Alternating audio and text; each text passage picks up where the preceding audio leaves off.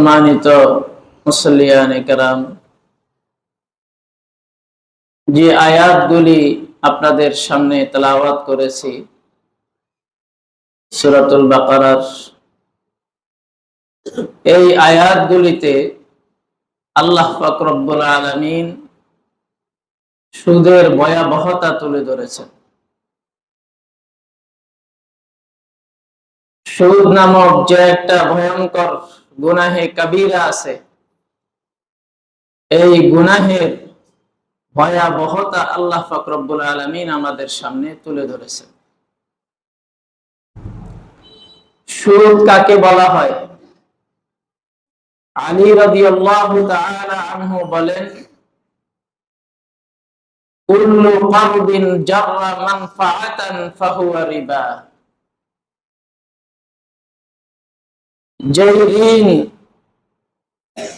কাউকে ঋণ দেওয়ার কারণে যে ঋণ লাভ কামাই করে, সেটাই হলো রিবা। যে ঋণ লাভ কামাই করে, কাউকে ঋণ দিয়া অতিরিক্ত যে অংশ নেওয়া হয়, সেটাই হলো রিবা, সেটাই হলো সুদ।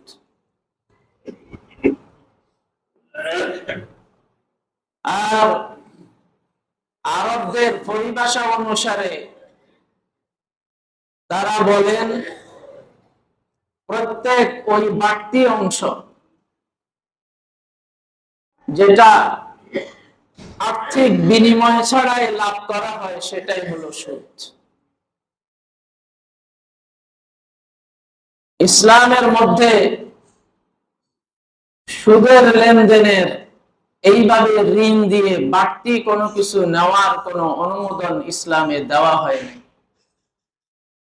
ইসলামে পারস্পরিক সহযোগিতার জন্য যে নিয়ম রাখা হয়েছে, সেটা হলো কর্জে হাসানা। তো আল্লাহ পাক রব্বুল আলামিন যারা সুদ খায়, সুদের লেনদেন যারা করে এবং এই সুদের লেনদেন করে যারা বাড়তি টাকা পয়সা ইনকাম করে, এটাকে একটা নিজের উপায় উপার্জনের মাধ্যম হিসেবে যারা গ্রহণ করে ফেলে, তাদের বিরুদ্ধে আল্লাহ পাক রব্বুল আলামিন অনেক কঠোর অবস্থান নিয়েছেন। রাসূলুল্লাহ সাল্লাল্লাহু আলাইহি ওয়াসাল্লাম কঠোর অবস্থান নিয়েছেন। কোরআন এবং হাদিস ঘাটাঘাটি করলে সুদের 16 থেকে 17টা ভয়াবহ ক্ষতির দিক সামনে চলে আসে। হাদিস মন্থন করলে, হাদিস ঘাটাঘাটি করলে, সুদ সম্পর্কিত যে হাদিসগুলি এসেছে, যে অধ্যায়গুলি এসেছে, ওগুলি ঘাটাঘাটি করলে 16 থেকে 17টা ভয়াবহ ক্ষতির দিক আমাদের সামনে চলে আসে। এর মধ্যে 1 নাম্বার ক্ষতির দিক হলো, যে ব্যক্তি সুদ খায়, সুদের লেনদেন করে, সেই ব্যক্তি আল্লাহ এবং আল্লাহর রাসূলের সাথে যুদ্ধ করে। সূরাতুল বাকারার 279 নম্বর আয়াতে আল্লাহ তাআলা বলেন, ফাইল্লাম তাফআলু ফাযানু বিহারবিন মিনাল্লাহি ওয়া রাসূলিহি।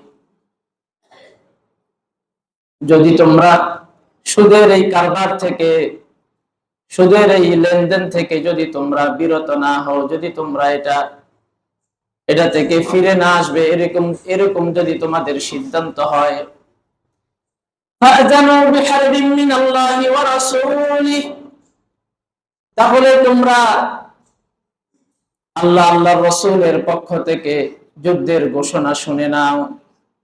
আল্লাহর সাথে যুদ্ধ ঘোষণার জন্য, যুদ্ধ করার জন্য তোমরা প্রস্তুত হয়ে যাও। তো আল্লাহর সাথে যুদ্ধের পরিণাম কি? আল্লাহর রাসূলের সাথে যুদ্ধের পরিণাম কি? এটা যে নিশ্চিত একটা ভয়াবহ পরিণতি, সেটা আমাদের সকলেরই বোধগম্য, সকলেরই জানা। وَإِن تُبْتُمْ فَلَكُمْ رُءُوسُ أَمْوَالِكُمْ لَا تَظْلِمُونَ وَلَا تُظْلَمُونَ। আগে সুদের কারবার করেছে, জানে নাই, মাসআলা জানা ছিল না, এটা যে হারাম এর ভয়াবহতা জানা ছিল না, যে কোনো কারণে এটা সম্পর্কে, এই বিধান সম্পর্কে তার জানা ছিল না। এখন জানার পরে ওয়াইন তুবতুম, যদি তোমরা তওবা করে নাও, ফালাকুম রুউসু আমওয়ালিকুম, তাহলে তোমাদের মূলধন যেটা আছে সেটা তোমাদের।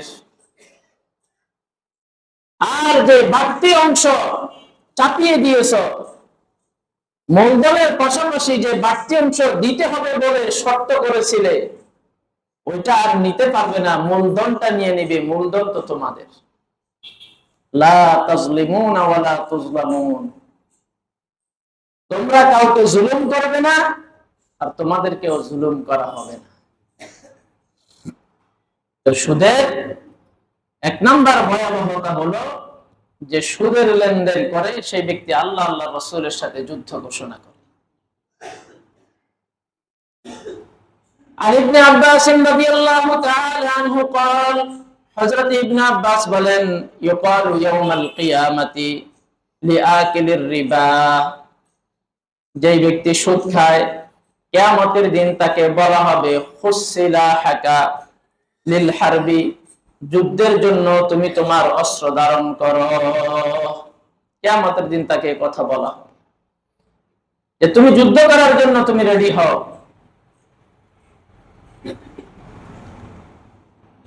দুই নাম্বার সুদের ভয়াবহতা হলো যারা সুদ খাবে, সুদের লেনদেন করবে, জানার পরেও এর থেকে বিরত থাকবে না, এটাকে অনেকটা হালাল মনে করে, এটাকে পেশা নেশা, এটাকে নিজের জীবিকা ইনকামের মাধ্যম হিসেবে এটাকে বানিয়ে নিয়ে আল্লাহর বিধান জানার পরেও এটাকে চালিয়ে যেতে থাকবে, তো কিয়ামতের দিন তারা আল্লাহর সামনে পাগল অবস্থায় দাঁড়াবে। কিয়ামতের দিন তারা আল্লাহর সামনে দাঁড়াবে ওই অবস্থায়, যে অবস্থায় সে পাগল। পাগল যেভাবে এখন আমাদের সমাজে যার মস্তিষ্ক বিকৃত হয়ে গেছে, তারা যেমন ঘোরাফেরা করছে, তাদের যে অস্বাভাবিক অবস্থা, ওই অবস্থায় আল্লাহর সামনে দাঁড়াবে।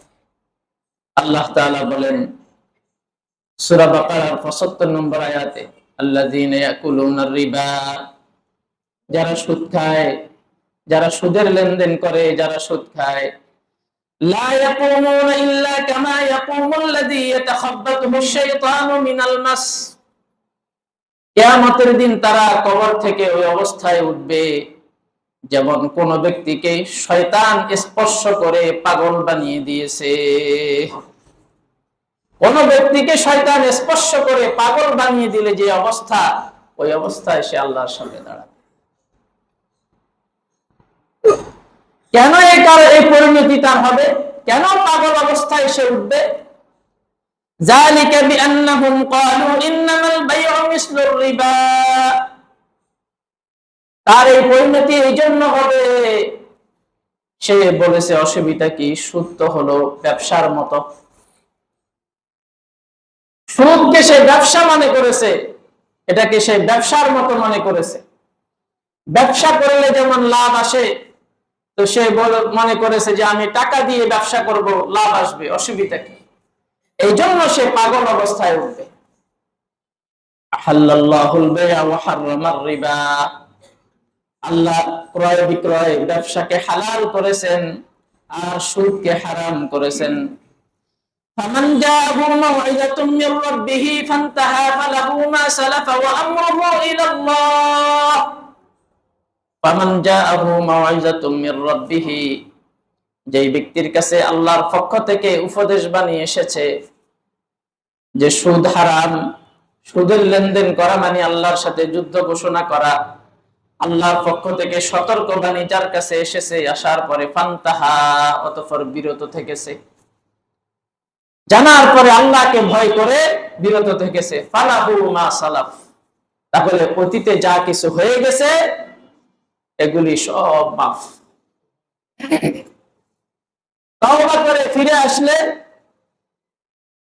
তো আল্লাহ পাক রব্বুল আলামিন অজানা অবস্থায় যেগুলি সে করে ফেলেছে সেগুলিকে আল্লাহ পাক রব্বুল আলামিন মাফ করে দিবেন। ওয়া আমরুহু ইলাল্লাহ, তার ব্যাপারটা সম্পূর্ণ আল্লাহর ইখতিয়ারে থাকবে। তওবা করলে তো আল্লাহ তাআলা মাফই করে দিবেন।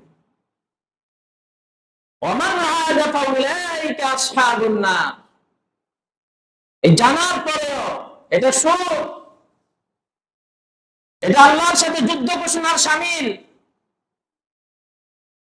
এটা করলে পাগল অবস্থায় উঠতে হবে আল্লাহর সামনে। এটা জানার পরে যে ব্যক্তি পুনর্বার এই লেনদেন চালাইয়া যাবে, ফাউলাইকা আসহাবুন নার, তারাই হলো জাহান্নামের অধিবাসী।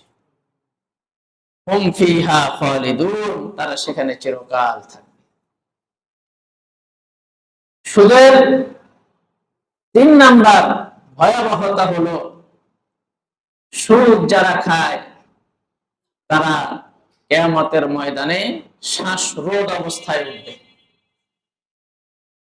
একটা ব্যক্তিকে গলা টিপে ধরলে তার যে অবস্থা হয়, সে কথা বলতে পারে না, চিৎকার করতে পারে না, যেই কঠিন অবস্থা তার হয়, ওই অবস্থায় সেই ব্যক্তি উঠবে।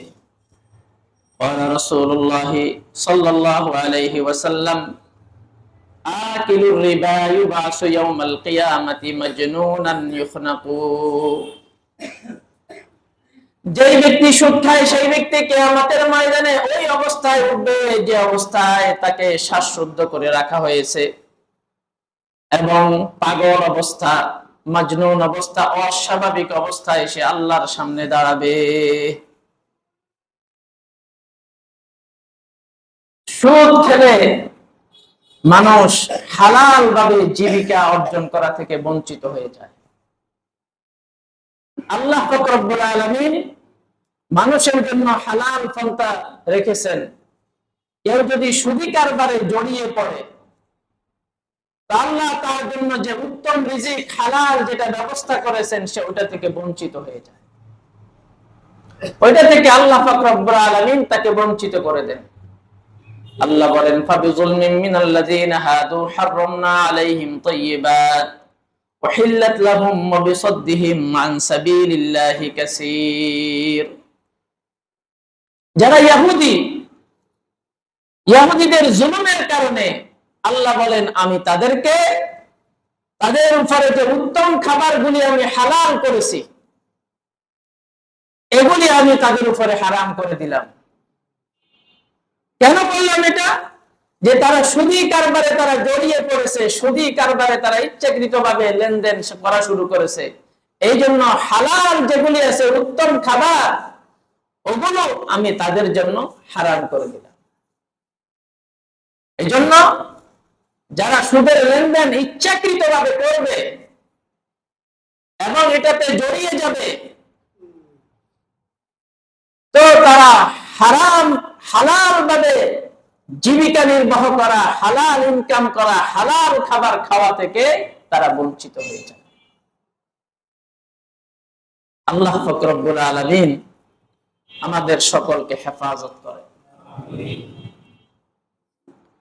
কোন এলাকায়, কোন দেশে, কোন এলাকায়, কোন অঞ্চলে যদি সুদের কারবার অত্যধিক মাত্রায় বেড়ে যায়, সুদের লেনদেন যদি অত্যধিক মাত্রায় বেড়ে যায়, তো সেই এলাকায় আযাব আর গজব আসার অন্যতম কারণ হয়ে যায় এটাই। আমাদের সমাজ ব্যবস্থায়, আমাদের লেনদেনে, আমাদের কর্মকাণ্ডে, আমাদের ব্যবসা বাণিজ্যে এখন সুদের লেনদেন কম না বেশি?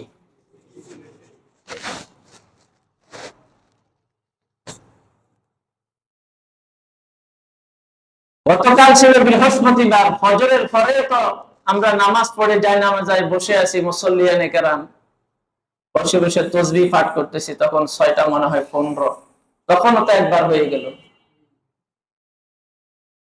আগে আমরা ছোটবেলায় দেখেছি, এবং এই বড় ধরনের ঝাঁকুনির আগ পর্যন্ত আমরা দেখেছি কি, একবার ভূমিকম্প হলে তো অনেক দিন পর্যন্ত আর হতো না, বন্ধ থাকতো। আর এখন কি দেখলাম, যে এই 10-12 দিনের ভিতরে অনেকবার আমাদেরকে আল্লাহ তাআলা সতর্কবাণী দিয়ে ফেললেন, ঝাঁকুনি দিয়ে ফেললেন। যদিও সেটা মাত্রায় কম ছিল, কিন্তু ঘন ঘন এইভাবে হওয়াটা এটা তো কখনোই ছিল না। সুদের কারবার যখন বাড়বে, সুদের লেনদেন যখন বাড়বে, তখন আযাব আর গজব বেড়ে যাবে। ক্বালা রাসূলুল্লাহ সাল্লাল্লাহু আলাইহি ওয়াসাল্লাম, রাসূলুল্লাহ সাল্লাল্লাহু আলাইহি ওয়াসাল্লাম বলেন, ইযা যাহারাত জিনা ওয়ার রিবা ফি ক্বরিয়াতিন,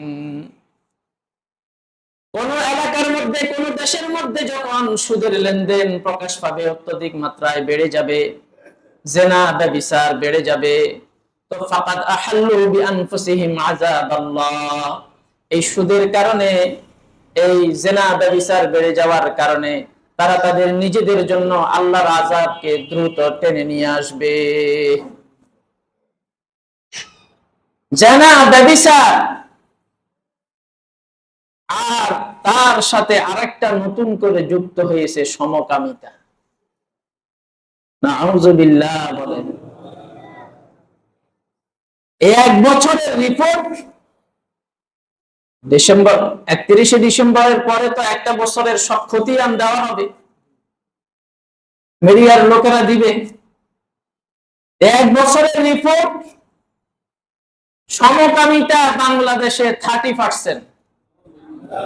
কত পার্সেন্ট? 30%। এটা আমাদের জন্য অত্যন্ত ভয়ঙ্কর দুঃসংবাদ, যে অপরাধের কারণে আল্লাহ পাক রব্বুল আলামিন একটা সম্প্রদায়কে এইভাবে নির্দেশ দিয়ে, এইভাবে তুলে উপরের দিকে নিয়ে এইভাবে করে দিয়েছেন। ফাজআলনা আলিয়াহা সাফিলাহা, এবং সেই জায়গাটা এখন অভিশপ্ত হয়ে সারা পৃথিবীর মানুষের জন্য একটা শিক্ষা গ্রহণ করার একটা মাধ্যম হয়ে আছে, যেটাকে মৃত সাগর বলা হচ্ছে এখন। সেখানে কোনো কিছু হয় না, কোনো কিছু জন্মায় না। সেই ভয়ঙ্কর অপরাধ, যেটা আমাদের দেশে একসময় এটার পার্সেন্টেজের কথা কল্পনাও করা যেত না, এখন পত্রিকায় সেটার পার্সেন্টেজ চলে আসছে। কত কত পার্সেন্ট লোক এই অপরাধে জড়িত? 30%। অথচ আমাদের দেশে মেয়ের সংখ্যা কি কম? বলেন, মেয়ের সংখ্যা কি কম? আল্লাহ পাক রব্বুল আলামিন ওই চাহিদা পূরণের জন্য নারী সৃষ্টি করেছেন। বৌদ্ধ পন্থায় সেই চাহিদা পুরা করবে, সেটা স্বাভাবিক পন্থা। কিন্তু এখন ওই অস্বাভাবিক, ওই কুরুচিপূর্ণ এই পন্থাটা আমাদের দেশে 30% হয়ে গেছে, এবং এটাকে প্রমোট করা হচ্ছে। ট্রান্সজেন্ডার নাম দিয়ে ছলে বলে কৌশলে এই সংখ্যাটা বাড়িয়ে দেওয়ার জন্য বিভিন্ন মাধ্যমে সহযোগিতার আশ্বাস দিয়ে তাদেরকে সেদিকে উৎসাহিত করা হচ্ছে। রাসূলুল্লাহ সাল্লাল্লাহু আলাইহি ওয়াসাল্লাম বলেন, কোন সমাজের মধ্যে যখন জিনা ব্যভিচার বেড়ে যাবে, যখন সুদের লেনদেন বেড়ে যাবে, তখন আল্লাহর আযাবকে তারা টেনে নিয়ে আসবে।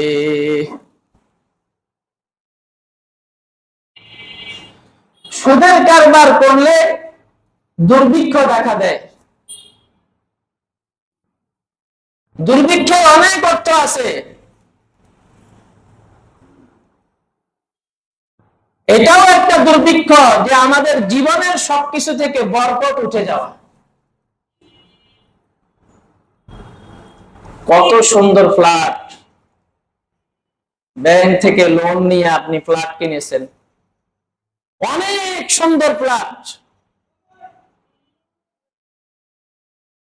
উন্নত ব্যবস্থাপনা, উন্নত বেসিং, কত রকমের বেসিং, কত সুন্দর, কিন্তু তারপরেও সেখানে শান্তি নেই। এটাও একরকম দুর্ভিক্ষ। এটা বরং এটা সবচাইতে বড় দুর্ভিক্ষ, যে এত উন্নত ব্যবস্থাপনার ভেতরে থেকেও শান্তিতে ঘুমাতে পারছি না, শান্তিতে জীবন যাপন করতে পারতেছি না। এটা আরো বড় দুর্ভিক্ষ। রাসূলুল্লাহ সাল্লাল্লাহু আলাইহি ওয়াসাল্লাম বলেন, যখন সুদ বেড়ে যাবে, সুদের লেনদেন বেড়ে যাবে, তো তখন দুর্ভিক্ষ দেখা দিবে। عن عمرو بن العاص رضي الله تعالى عنه ما من قوم يظهر فيهم الربا إلا أخذوا بالسنة। কোন সম্প্রদায়ের মধ্যে যখন কোন এলাকায় সুদের কারবার বেড়ে যাবে, সুদের কারবার হবে, তো সেখানে দুর্ভিক্ষ নেমে আসবে। وما من قوم يظهر فيهم الرشا إلا أخذوا بالرعب। আর কোন দেশের মধ্যে, কোন সমাজের মধ্যে যখন ঘুষ বেড়ে যাবে, ঘুষের লেনদেন বেড়ে যাবে, তখন ওই সমাজের, ওই দেশের পুরুষগুলা কাপুরুষ হয়ে যাবে। অন্যের বিরুদ্ধে প্রতিবাদ করার আর সেই নৈতিক ক্ষমতাটা আর থাকবে না। যখন সকলেই এই সুদ আর ঘুষের মধ্যে জড়িয়ে যাবে, তখন অন্যায়ের বিরুদ্ধে সত্যের পক্ষে অবস্থান নেওয়া আর অন্যায়ের বিরুদ্ধে প্রতিবাদ করা, এটা হলো সাহসিকতা। আর অন্যায়ের পক্ষে অবস্থান নেওয়া, অন্যায় কর্মে লিপ্ত হয়ে যাওয়া, এটা হলো কাপুরুষতা।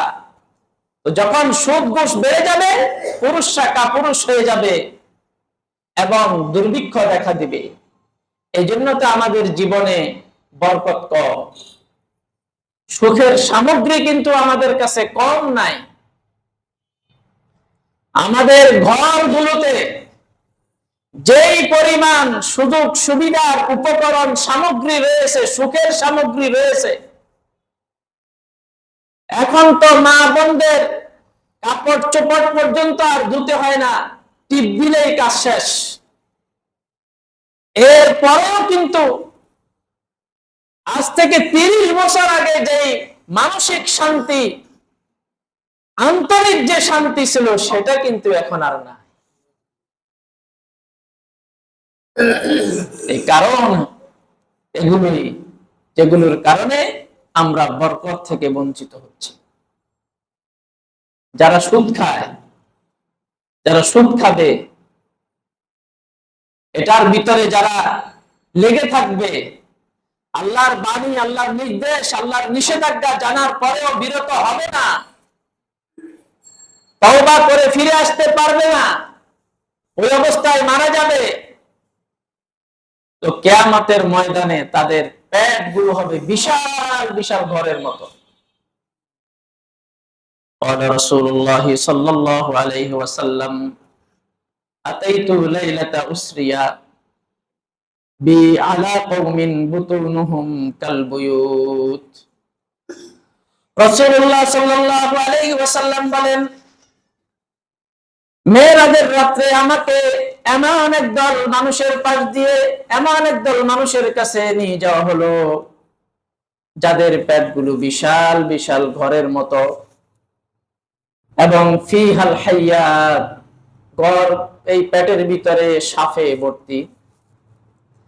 আমি জিবরিল আলাইহিস সালামকে জিজ্ঞাসা করলাম, ফাকুলতু মান হাউলাই ইয়া জিবরিল,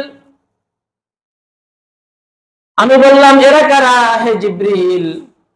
তখন জিবরিল আমাকে উত্তর দিল, হাউলাই আকালাতুর রিবা, এরা হলো সুদখোর। দুনিয়াতে এরা সুদের লেনদেন করেছে, সুদকে তাদের পেশার নেশা বানিয়ে নিয়েছে, এটা থেকে ফিরে আসে নাই, তওবা করে নাই, আল্লাহর নিষেধাজ্ঞাকে মানে নাই, ইচ্ছাকৃতভাবে ওটাতে জড়িয়েছে, এরা হলো সেই সুদখোর। আরেক হাদিসের ভিতরে এসেছে তাদের পেটের অবস্থাগুলো এমন হবে, বাহির থেকে পেটের ভিতরে কি আছে সেটা দেখা যাবে। পেটের ভিতরে বিশাল বড় ঘরের মতো পেট, পেটের ভিতরে সাপ দৌড়াদৌড়ি করতেছে, ওইটা দেখা যাবে। রাসূলুল্লাহ সাল্লাল্লাহু আলাইহি ওয়াসাল্লাম আমাদেরকে এইভাবে সতর্কবাণী করেছেন। একটু কম খেলে কি হবে? এত উন্নত জীবন ব্যবস্থার জন্য, এত ভালো থাকার জন্য আমরা যদি ওইভাবে লেনদেন করে ভালো থাকতে চাই, তো ভালো এই দুনিয়াতেও থাকা যাবে না, পরকালেও থাকা যাবে না। এই জন্য ইচ্ছাকৃতভাবে কেউ জড়িয়ে যান, জানার পরেও আপনি জানেন এটা সুদ, আপনার এই মাসআলা, আল্লাহর এই বাণী, আল্লাহর এই সতর্ক বাণী আপনার সবকিছু আগে থেকেই জানা আছে, আপনি কোরআনের ওই আয়াত পড়েছেন, তারপরও আপনি বিরত থাকতেছেন না, এটা কিন্তু আপনার জন্য দুর্ভাগ্যের কারণ হবে। আল্লাহ পাক রব্বুল আলামিন আমাদের সকলকে এই ভয়ঙ্কর এই গুনাহ থেকে বেঁচে থাকার তৌফিক দান করেন। আমিন। রাসূলুল্লাহ সাল্লাল্লাহু আলাইহি ওয়াসাল্লাম বলেন, যে ব্যক্তি সুদ খায় ওই ব্যক্তি আপন মায়ের সাথে জিনা করে। মানে আপন মায়ের সাথে জিনা করলে সমাজ যে এটাকে কত বড় অপরাধ হিসাবে দেখে, সারা দুনিয়ার সমস্ত মানুষ এটাকে অত্যন্ত নিকৃষ্ট অপরাধ হিসাবে দেখবে।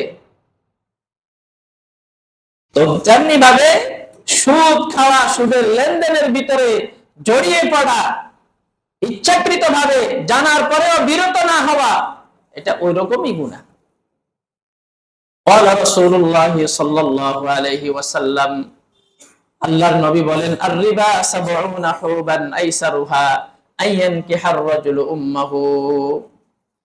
রাসূলুল্লাহ সাল্লাল্লাহু আলাইহি ওয়াসাল্লাম বলেন, সুদের গুনাহের ৭০টি স্তর রয়েছে, তার মধ্যে সবচাইতে ক্ষুদ্র স্তর হলো আপন মাকে বিবাহ করা, আপন মায়ের সাথে জিনা করা। কোন দুর্বল হাদিস বলতেছি না, কোন বানোয়াট হাদিস বলতেছি না, সবগুলি হাদিসের রেফারেন্স আছে, কিতাবের নাম আছে, হাদিস নাম্বার আছে, উল্লেখ করতেছি না সময়ের কারণে। রাসূলুল্লাহ সাল্লাল্লাহু আলাইহি ওয়াসাল্লাম বলেন, যেই ব্যক্তি সুদ খাবে, আল্লাহ পাক রব্বুল আলামিন তার জীবনের ভিতরে যে একটা শান্তি আছে, মানসিক প্রশান্তি আছে, মানসিক যে একটা শান্তি আছে, ওইটা উঠাইয়া নিয়ে যাবে। এবং তাদের চেহারার ভিতরে, মানুষের চেহারায় যে একটা মায়া থাকে, একটা আলাদা মায়াভাব থাকে, নূর থাকে, ওই সুদখোরের চেহারার ভিতরে ওই ধরনের নূর থাকবে না।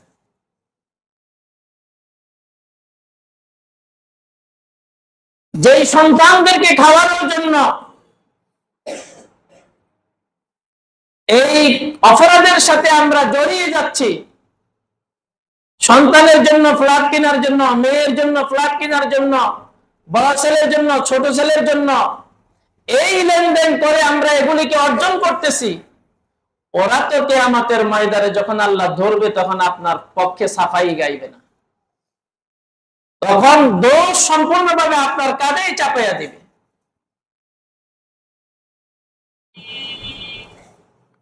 রাসূলুল্লাহ সাল্লাল্লাহু আলাইহি ওয়াসাল্লাম সুদখোরকে অভিশাপ দিয়েছেন। ক্বালা রাসূলুল্লাহ সাল্লাল্লাহু আলাইহি ওয়াসাল্লাম, লাআনা আকিলার রিবা ওয়া মুকিলাহু। সুদ যে খায়, সুদের লেনদেন যে করে, ওয়া কাতিবাহু, লেখালেখি করে, আল্লাহ পাক এই তিন ধরনের ব্যক্তিকে আল্লাহর রাসূল এই তিন ধরনের ব্যক্তিকে অভিশাপ দিয়েছেন। রাসূলুল্লাহ সাল্লাল্লাহু আলাইহি ওয়াসাল্লাম বলেন,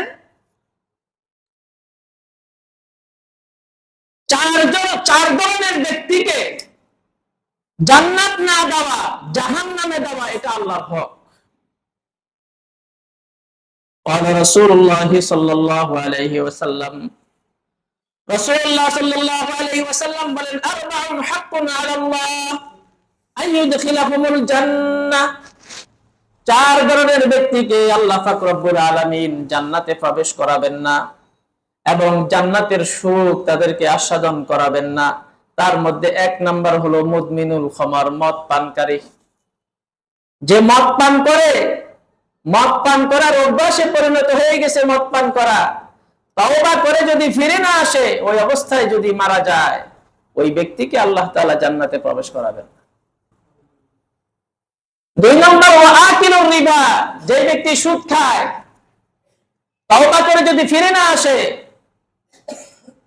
তো আল্লাহ পাক রব্বুল আলামিন তাকে জান্নাতে প্রবেশ করাবেন না। ওয়া আকলু মালিল ইয়াতীম বিগাইরি হাক্কিন, অন্যায়ভাবে এতিমের মাল ভক্ষণকারী। ওয়াল আকুল ওয়ালিদাইহি, মাতা পিতার অবাধ্য সন্তান।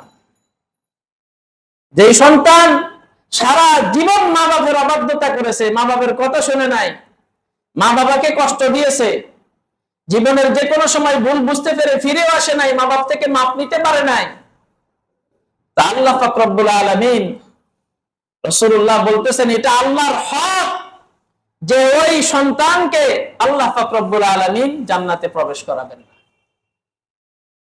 রাসূলুল্লাহ সাল্লাল্লাহু আলাইহি ওয়াসাল্লাম বলেন যে এমন একটা সময় আসবে, এমন একটা জামানা আসবে যে সুদ না খেলেও, কেউ যদি সুদ না খায়, সুদের কারবারে জড়িয়ে না পড়ে, সুদের ধোঁয়া হলেও খাবে। قال رسول الله صلى الله عليه وسلم لا يأتين على الناس زمان لا يبقى أحد إلا آكل الربا فإن لم يأكله أصابه من بخاره। আল্লাহর নবী বলেন এমন একটা সময় আসবে যেই সময়টাতে আমার উম্মত যদি সুদ যদি নাও খায়, সুদের ধোঁয়া হলেও খাবে। তার মানে সুদ এত ব্যাপক হবে, এত ব্যাপকভাবে সুদ ছড়িয়ে পড়বে, সুদের ধোঁয়া হলেও উম্মতের পেটের ভিতরে ঢুকবে, হ্যাঁ, সুদের রেশ হলেও ঢুকবে। তো যে সুদ